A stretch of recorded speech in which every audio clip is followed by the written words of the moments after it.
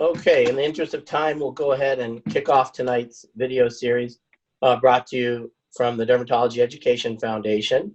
My name is Joe Gorelick, and I'm the chairman of the Dermatology Education Foundation that's developed to create and promote high-quality education for nurse practitioners and physician assistants. We're very lucky tonight to be joined by our colleague, nurse practitioner Jennifer Tinkler, and our esteemed faculty member, dermatologist Adam Friedman from George Washington University. So as we all can appreciate, times are different and times continue to change. There's a tremendous amount of fluidity in our day-to-day lives. We've got a tremendous amount of feedback from nurse practitioners and physician assistants in dermatology who are either completely out of work, laid off, people that have been furloughed. Some of us are still going into the office, although our patient load in office is minimized down to 80% of what we're used to seeing or less. In addition to that, I think we've all been thrust into the world of virtual dermatology. And virtual dermatology is something that has really allowed us to maintain a connection with our patients without bringing them into the office. So it's a huge adjunct to our specialty. They'll never take away from in-office patient visits, but as we dive into teledermatology and virtual dermatology, it's really up to us to make sure that we're masters of this domain and that we practice it safely and effectively and within the guidelines of what insurance will allow in terms of billing and coding. To that end, specifically to the point of the constantly evolving and changing nature of our world, it's really tremendously important that all of us pay attention to the CDC guidelines and even more so the guidance of our local and government agencies in terms of what is considered essential in terms of essential practicing. In addition, make sure that as nurse practitioners and physician assistants, whether you own your own practice or you're employed in a dermatology practice, that you're in communication with the collaborative agreement or with the supervising physician to make sure that everyone is on the same page. And having said that, the information that we're going to provide tonight is from our experience, but also I think you'll see through the resources we provide has been vetted through the CDC in terms of guidelines for coding and billing specific to teledermatology. So we're going to kick off our meeting tonight with Dr. Friedman. Dr. Friedman, thank you again for joining us. Dr. Friedman has really spent a lot of time mastering the domain of the coding and billing that's going to go along with virtual dermatology. There's also some really late-breaking information on social media that's probably not valid, and he's going to give us an update on that news. Once after Dr. Friedman speaks, we're going to hear from Jennifer Tinkler, who's a nurse practitioner who is really on the forefront and a real pioneer in terms of developing a virtual platforms for teledermatology. So her experience and her experiences with these platforms and with patients is going to be invaluable. So Dr. Friedman, please let us know what your latest learnings are and guidances in terms of coding and billing for these different types of virtual visits. Yeah, I mean, so I think first it's important to reiterate that in the last 3 weeks, we've seen such tremendous changes in probably, or rather lack of oversight, and that a lot of the restrictions that limit our ability to do telemedicine have been waived, but even those have changed what codes we should use, what modifiers we should use. Those are changing literally on a week-to-week basis. So I think the first important guidance is make sure to check your resources. You know, the Derm Education Foundation, American Academy of Dermatology have dedicated resources and websites that are constantly updated, literally by the minute in some cases, depending on what you're talking about. So I think it's great to have one or two go-to well-established and validated resources to make sure you're doing what you're meant to be doing. Now, in terms of what we do know and what's kind of static, so as of March 17th, what's been really delineated is that there are kind of 3 types of telemedicine visits. The first is what one would assume, kind of what we're doing right now, is audiovisual, face-to-face with audio. Historically, you could only do this with an established patient. That has now been waived. You can do this with a new patient as well. And you would treat that billing as though you were seeing the patient in the office. It's the same exact codes as before, ranging from new to established patients, same level of visits. It's more about what you document in order to make sure, insurance doesn't come back and either ding you or not reimburse you the right way. Though I will say, it's been mentioned several times that CMS is not going to be doing audits. They don't have the resources or manpower to do that. And that's where the whole new patient thing came about. They want to reassure individuals that if you were to see a new patient with telemedicine, that they were not going to come and check on you. And there was no risk of them kind of breaking down your door and saying that you did something wrong. I think it's important to still document all the right things. However, the oversight is somewhat limited. So what do I mean by documentation? So first off, you need to document that the patient consents to a telemedicine visit. This goes for that audiovisual, this goes for telephone, or even portal visits. We'll get into those two types in just a moment. Now, you're going to document your note as though you were seeing the patient in the office. And the way I've kind of described the visit, and granted, there's so many ways to do this, is you treat your device as though it were the patient. So one way to do it would be you have your office room, your clinic room. The MA starts the visit on the tablet, is scribing away, triaging the patient. You come in, you talk to the patient on the tablet, your assistant is scribing away, done. Now, the nice thing about something like Zoom, for example, which is one platform, and that's what we're using at GW, is that you could log into the same meeting from multiple sites. So if you really want to adhere to social distancing, you could have your MA in another room or even at home, you in another room or even at home, and the patient at home, and all three of you or four of you are going to be on that visit. And that's still considered the same equivalent to if you were seeing the patient with everybody in the office. Two important notes beyond documenting the consent: documenting the time that you spend on that visit. Even though you're using a standard E&M code, you still need to write down how long that visit lasted. You need to put a 95 modifier attached. That's a telemedicine synchronous visit modifier. And you need to make sure you indicate that the site of the visit, the place of service, or what's called POS, is actually the doctor's office, not telemedicine. So before all this, this little crisis we call a global pandemic occurred, we used to put an O2 POS marker, which says telemedicine. Now we do the 11, which says that we're in the doctor's office. And in your note, you should say that this visit was occurred in the physician office or in the practitioner's office using whatever telemedicine platform you're using, and then go from there. So as long as you're documenting all the right things, using the right modifiers, using the right POS, you're going to do just fine. Now, moving on to telephone visits. Also, once again, this used to have to be only established patients. Now it can be new patients as well, which makes our life a lot easier and allows us to engage the community in a much more meaningful way. Now, whatever the E&M code you're using, whatever diagnosis code you're using, it cannot have been used in a visit for 7 days before that phone encounter or up to 24 hours afterwards. So that's kind of like what we think of like a global period for that code. So I think it's important to make sure you're not double dipping in that respect. Similarly, same rules apply. You want to document the consent. You want to document the duration of the visit. And similarly, with the kind of codes we're used to for standard established new patient visits, the codes for phone visits, the 99441 through 3, are time dependent. The first one is 5 to 10 minutes. Number 2 is for 11 to 20, and above 20 is for a level 3. Similarly, you need to use the 95 modifier, and you want to make sure that the place of service is once again going to be that 11. Next one would be portal. I know not everyone can probably do these, but if your electronic medical records can allow for communication within the record, that too can be billed.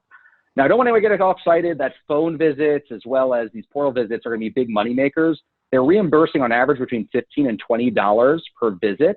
But let's be honest, you're doing these anyway. You're spending half of your day corresponding with patients because they're freaking out and they want to make sure they're getting their medication or that they're in touch with you. Might as well actually make a little money off of that as well. And so depending on the payer, Medicare is reimbursing phone visits about $15. I know Aetna is doing about $20. Same goes for those portal visits. Now, the difference with a portal visit, it has to be an established patient. This makes sense. How on earth would a patient reach you in the portal if they're not already established patient? So that's kind of obvious. Similarly, you need to document consent that you told the patient that you are billing this as a visit, that this is a true documented visit, and they have to agree to that. And you need to also document the amount of time, because those codes, which are similar, not the, the 441 through 3, this is 421 through 3. These similarly are based on time. So once again, 5 to 10 minutes. At a minimum, you have to spend at least 5 minutes on that portal visit, then 11 to 20 and above 20, depending on those codes. Dr. Friedman. And similarly, yes. Sorry, I didn't mean to interrupt, but there's sometimes the patients, just like us, may not be very well versed with the technology, and we've seen instances in the office where we have everything set up, where our medical assistants do the pre-screening with the patient, get history, and then when it's time to see the patient, we join into a Zoom and have the encounter, but the patient cannot actually, we can't visualize them virtually. How's that affected in terms of coding?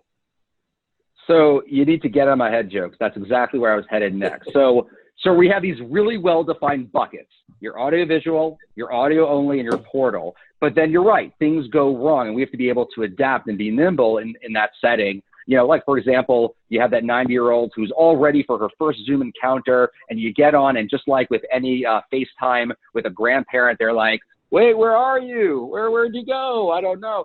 Or it just completely goes dark. As of March 31st, HHS and CMS have allowed you to convert from that AV to a phone only, but still reimburse at the AV level.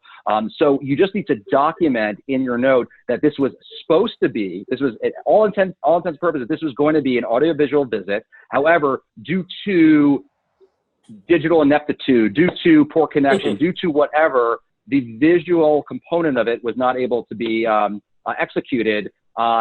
And then you moved on to the phone component, and you document once again how long that phone visit was. Then you could still bill the standard E&M visit for a newer established patient. So that was a great point to bring that up.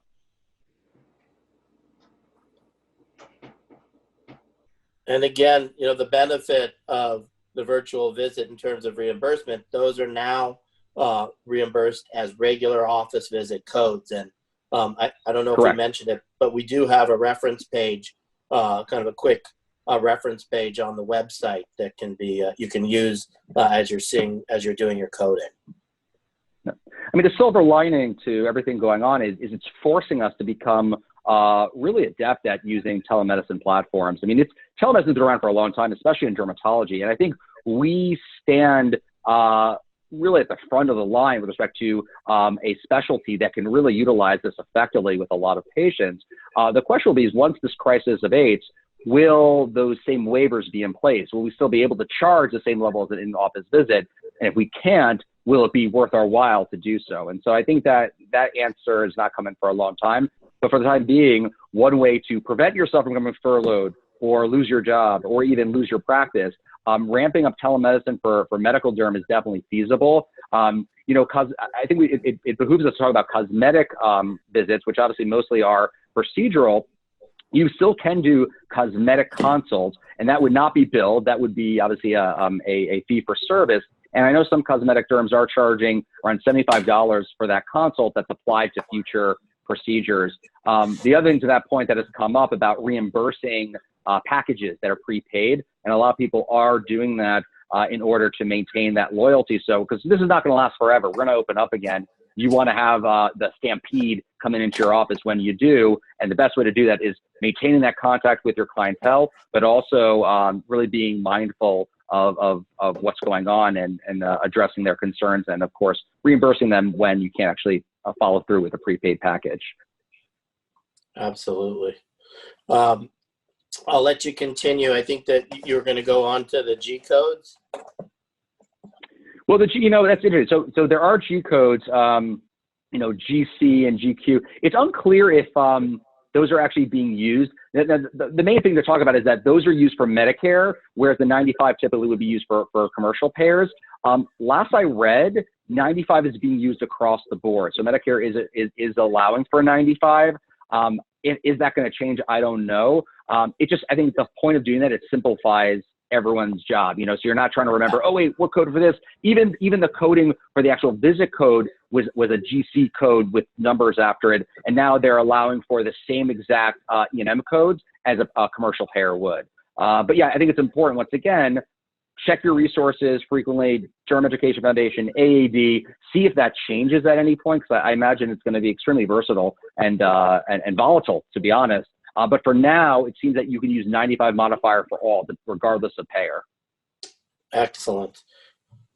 So there's been some discussion on social media about a medicine that we probably all prescribe quite a bit in our practices. And before it gets too widely disseminated, I hope that you could touch upon it and discuss the nature of it as being a blurb or not data-based, and kind of give us some guidance in terms of what science or data can show us with respect to spironolactone in our patients that are on spironolactone, because I think it's important we get ahead of this.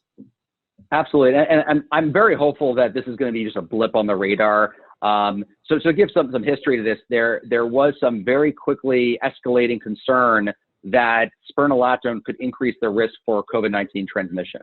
And the biological basis of this is that there's one paper from 2005 in congestive heart failure patients, very small number, mind you, who are on spironolactone 25 milligrams a day, which is pretty low. I mean, I would say on average, my acne patients are on maybe 50 to 100 milligrams a day. Hair loss patients, double that, to be honest. So very low dose for a month increased the expression of ACE2, which is an enzyme part of the renin-angiotensin system in macrophages specifically.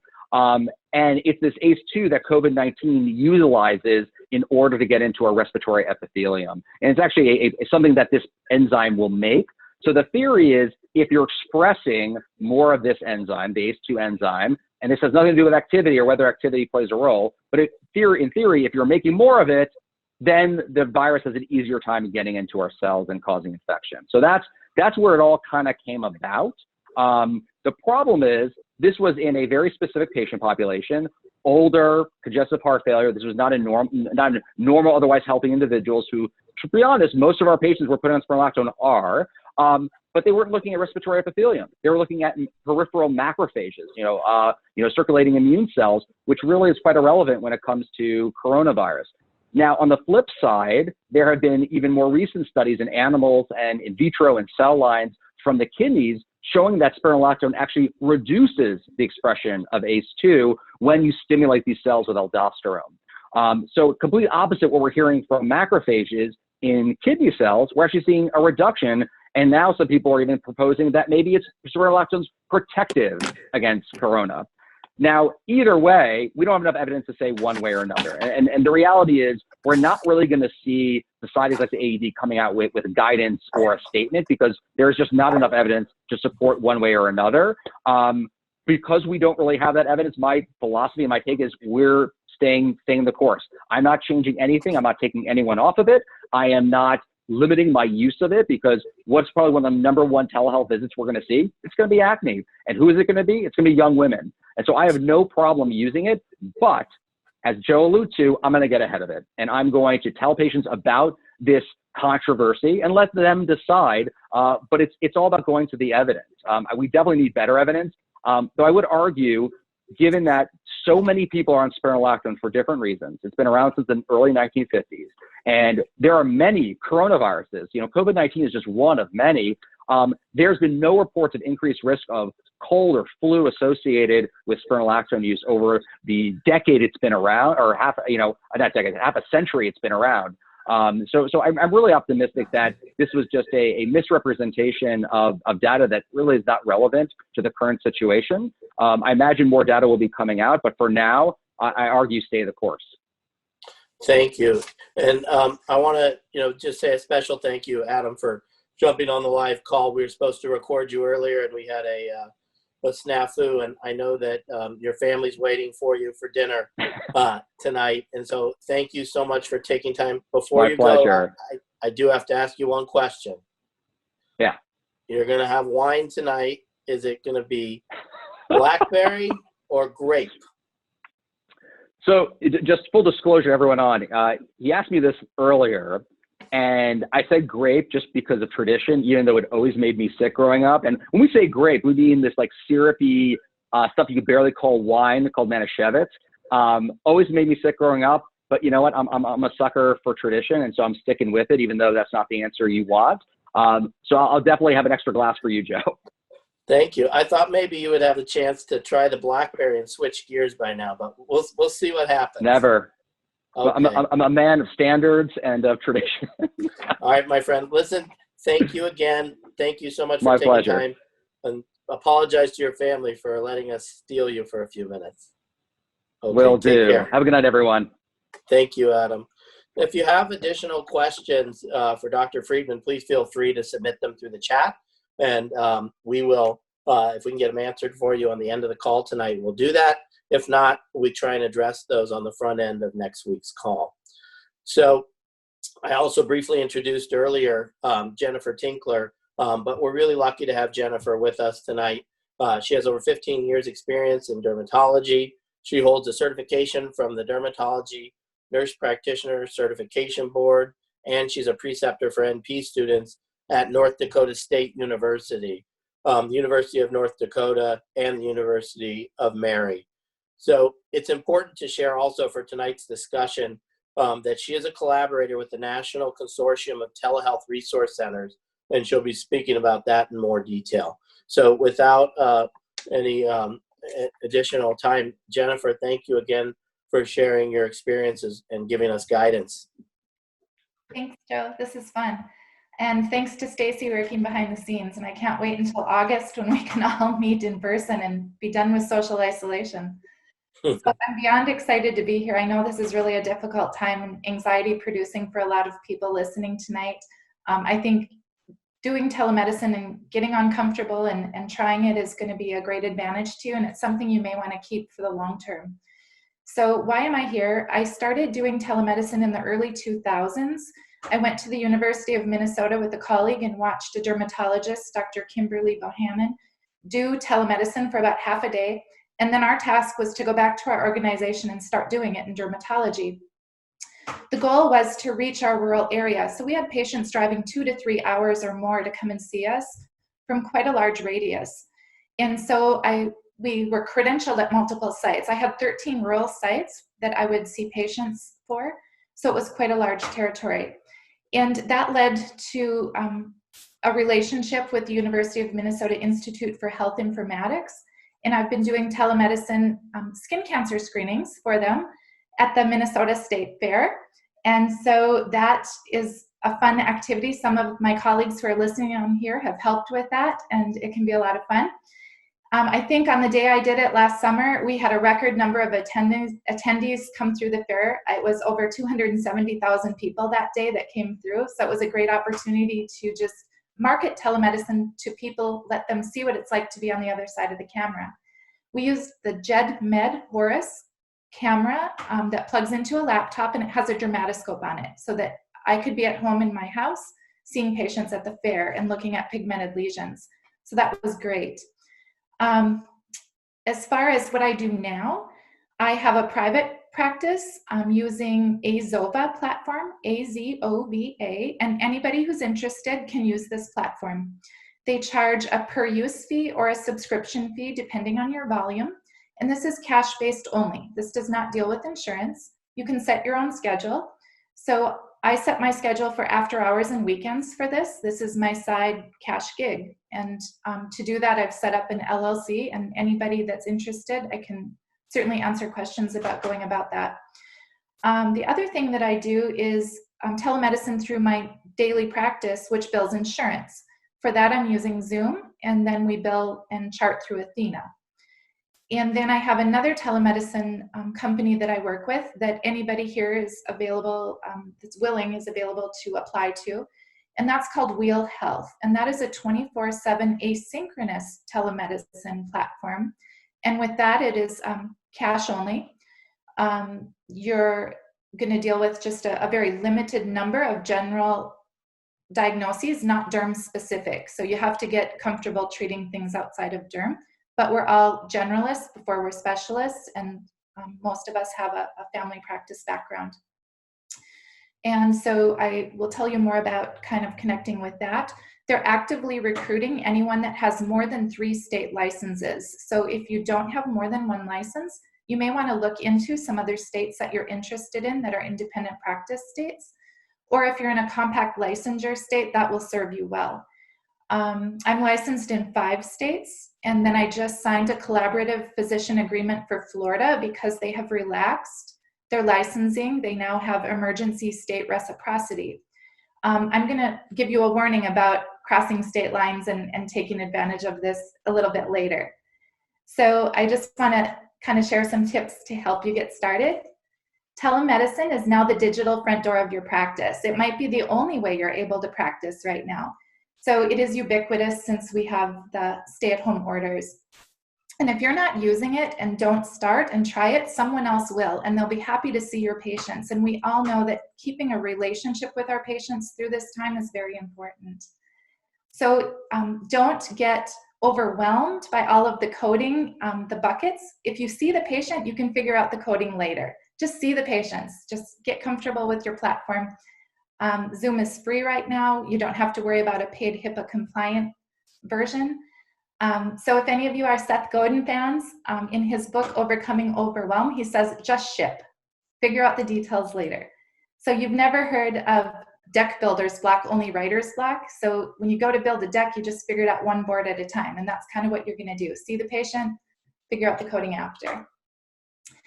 So virtual visits, telemedicine, which most of you are going to do, are going to be face-to-face synchronous visits, meaning that you are interacting with your patient at the same time. That's where the video comes in, or telephone. Versus a portal, which is asynchronous telemedicine, meaning you are not interacting with each other at the same time. So those you are maybe doing in between patients on your own time, like I'm doing with Wheel. As far as telemedicine goes, I would say from polls that have been done and from the poll that Dr. Friedman did with his podcast the other night with Journal of Drugs and Dermatology, only 1/3 of dermatology practices have been using telemedicine prior to this, and over 80% are using it now or starting to. So that's a big shift of people getting uncomfortable at the same time and trying to figure this out. So I understand the anxiety. It's not a new technology. I've been doing this since early 2000. Other facilities are doing this. Kaiser has a large number of virtual visits prior to COVID, and so did Stanford. So the majority, over half of their visits were virtual visits. This is what they're moving to as the standard of care. If you're looking to add something to your practice, there is something called MoleScope. And if you look it up, it's a dermatoscope that patients buy for $99 and attach to their cell phone. They then take a picture of their mole and they send it in, and it's evaluated with artificial intelligence. And if you are looking for something to do, you can look up the company called Derm Engine. And if you decide to offer this to patients and evaluate images, the company will send you images from all over that patients are submitting, and you can get paid to evaluate them. So there's that opportunity out there for you. What other things are out there? Oh, I wanted to tell you a little bit about Jennifer. Yeah. Hi, Joe. Sorry to interrupt. I think next week we're going to talk about some additional tools that we can use to detect melanomas at home. That if you see a patient with a lesion that you're suspicious about, but the lesion can't come in, you can mail them a tape stripping kit that they can do at home. And then when the results are returned to you, you can get back on a third visit with them and go over it. So there's going to be a number of tools that we use that are in our virtual lab coats. I think that all of us in our white coats are filled with all the resources we like to use in the clinic. So we're going to have to develop virtual white coats as we go through this journey. And that's going to be a really great option for us with virtual dermatology for pigmented lesions. Absolutely. And that's, I think, are you talking about DermTech? I have that. Yes, the DermTech, the PLA. Yeah, it's great. Good. Okay. So I'm going to give you some tips for success for website manner, because I think you can look at the references that Joe's advisory board has put out on coding, but for website success and website manner, you are going to feel awkward, and that's normal.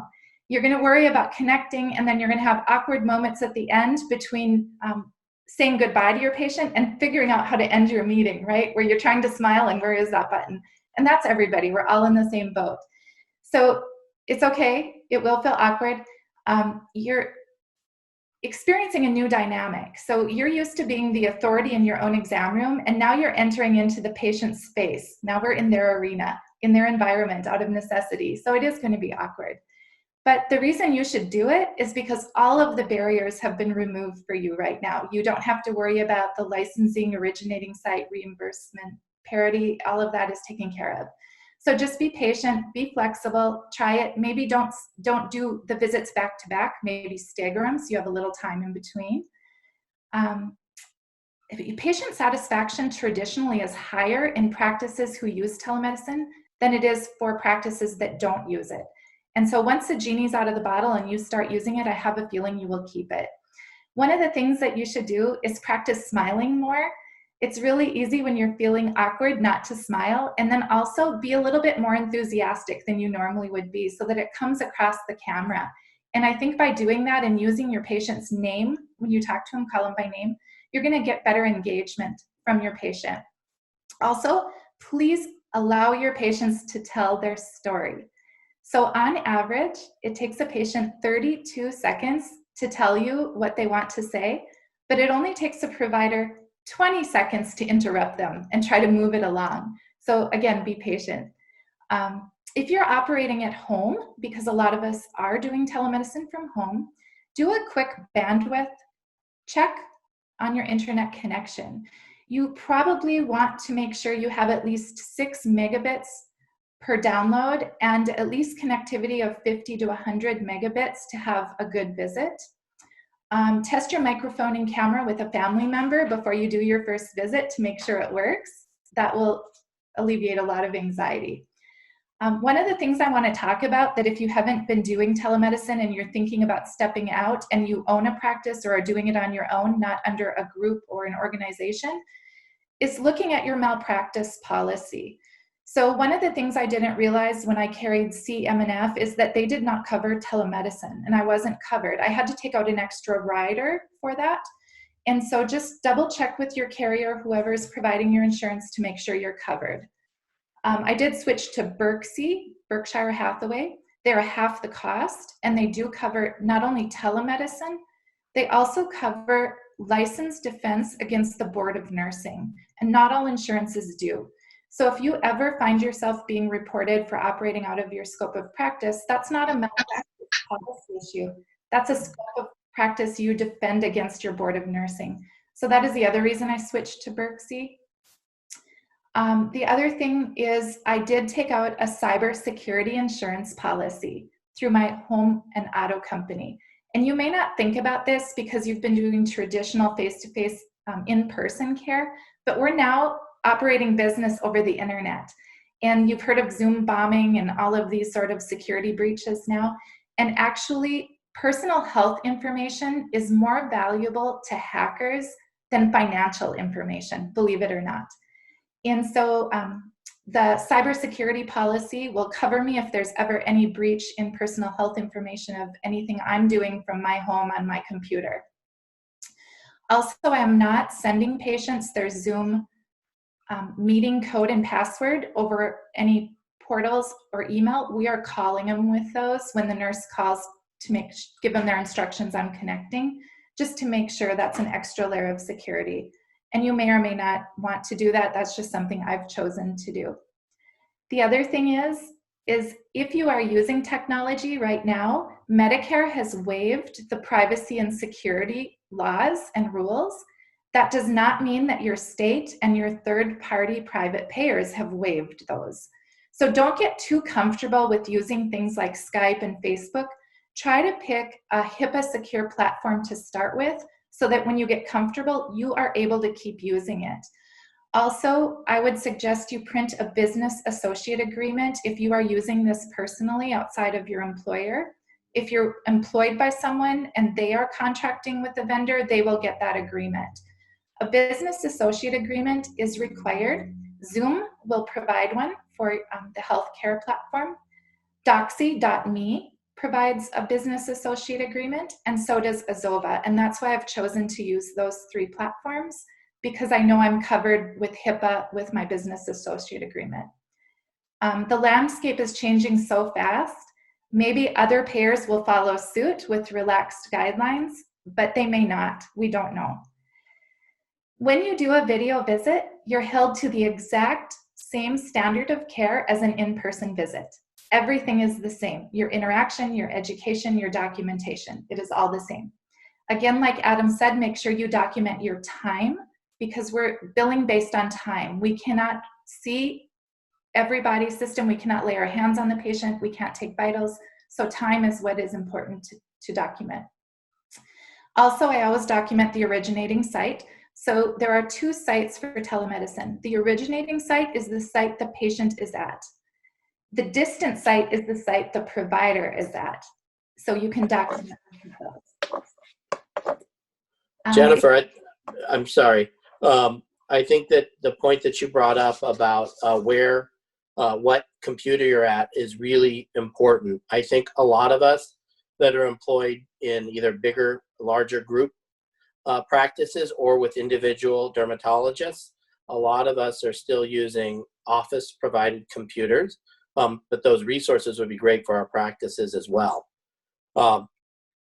In addition, the documentation, again, is so essential. And one of the things that makes us provide safer care is having the chart of the patient in front of us, which if you're able to go into your office and you can actually have the patient, if it's a paper chart, or you have access to your tablet or your laptop or your desktop screen, it's going to be really important to check for allergies and make sure that you're prescribing something that's safe for the patient, because there will be malpractice lawsuits brought against all of us at one point or another, and even at these times. So virtual medicine does not protect us from being careless or malpractice.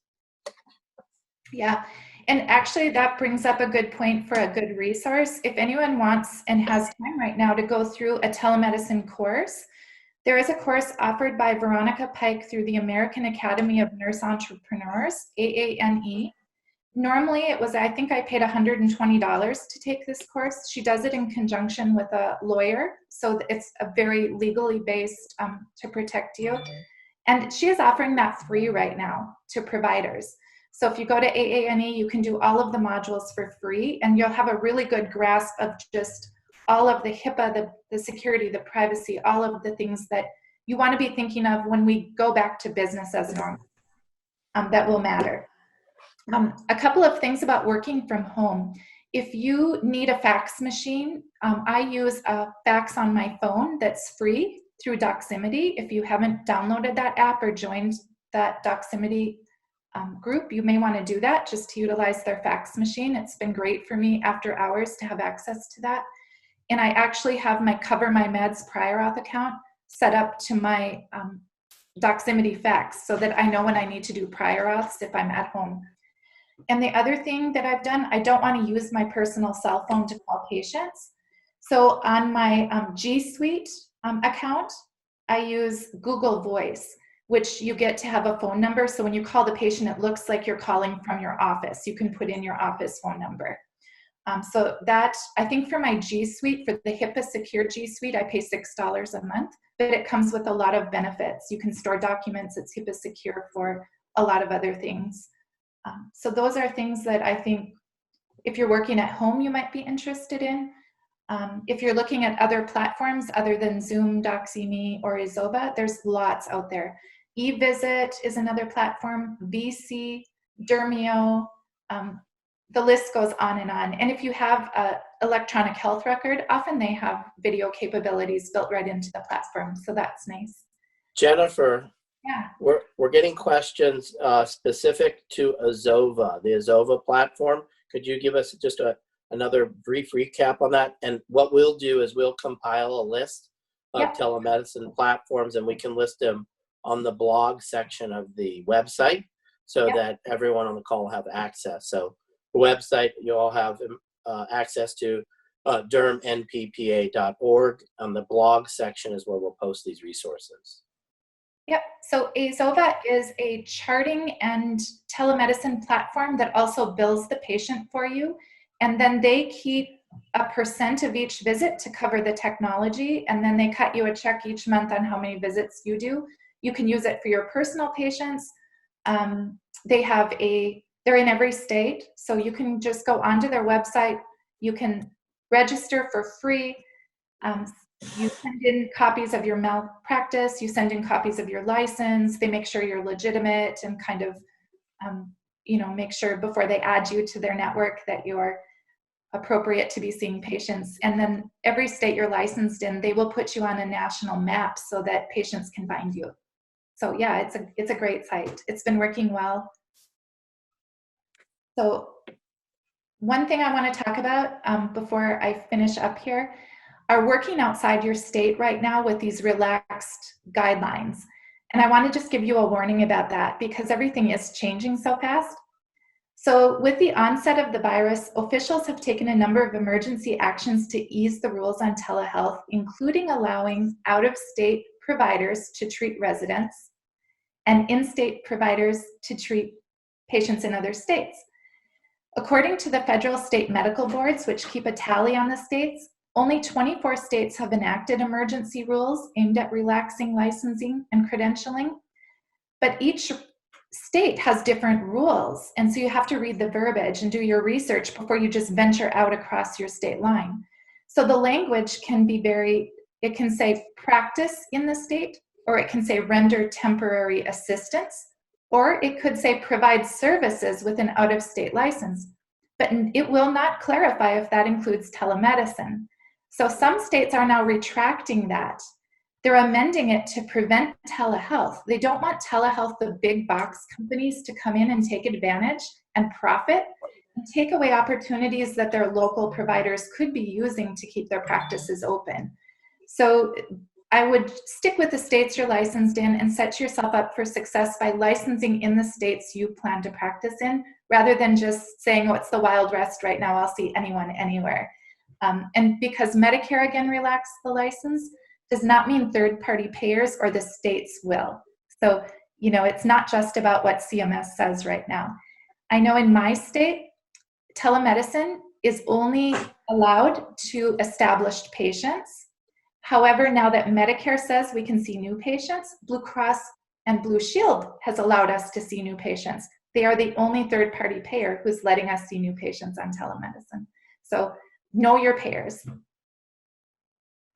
Yeah. Well, Jennifer, thank you so much. The resources are tremendous. Your experience is invaluable. And, we can set up some additional time to go through more specifics as we move forward in the video series. Specific to a lot of us in dermatology, as dermatology nurse practitioners and physician assistants, as our workloads are being decreased and our income oftentimes is being decreased now, and we're unfortunately, some of us have been furloughed or laid off. It's really important to communicate with your practices, your practice managers, your owners, or your dermatologists to see what they're doing to take advantage of the government programs for their business. That'll help you get a better idea of how long it's going to take and what your practice's plans are for the future, whether they're closed now, what their plans are for reopening.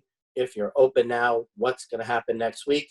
The types of government assistance that they're applying for now are likely going to determine what the future looks like, whether it's weeks or months. And again, it's continuing to evolve. The application process for support, for government support and for government loans is extremely tedious and can take hours to prepare. And I've heard multiple stories from practices around the country that as they are submitting their application, the whole system crashes. Or certain banks who are not accepting any more applications because they're flooded with them. But you got to keep the line of communication open with your employer to see what the future is going to look like, short term and then long term for all of us. I do want to express some thanks to our companies, our industry partners that have supported us through the years, specifically in dermatology. Almost every one of the larger companies and lots of the smaller companies are contributing either monetarily or with in-kind gifts to the United States in terms of medication, PPE, and or hand sanitizers to help us get through this crisis. So those are the same companies that come in our office that support our local reps. So the dermatology specialty is well represented in supporting the United States as we come through this challenge. So once we get back in the offices, we definitely want to extend a thank you to them. So Jennifer, thank you again. Our plan is to continue to host these weekly video series. Please tell us through our chat or through email at info@dermnppa.org what you're interested in, what topics you want to hear more about. You can visit the website dermnppa.org. On our blog page, we've got resources to help us get through this time. As nurse practitioners and physician assistants, mastering these virtual visits over the short term is going to be essential to us to keep us employed until the economy ramps up and we get to a safe environment where patients can come into the office and interact with us. So really, we've got to take advantage of that and ownership of it to a certain extent to show our value to the specialty. So we will be sending out an e-blast tomorrow to access the video if you want to pick up on more of Jennifer's or Dr. Friedman's information. You can also, again, visit the blog section at on the website. So to all of our friends and colleagues who've reached out during this time, it's not easy for any of us. Please, when you think of someone, send them a text or give them a call or Zoom them or WebEx them, whatever your virtual form of connection is. We all need positive things to look forward to help us get through these days, which are going to be long and tough over the next month and beyond. So thank you again for taking time to join us. I look forward to speaking with you guys next week. Thank you. And that will conclude our session for tonight. Thanks again, Jennifer. Thank you.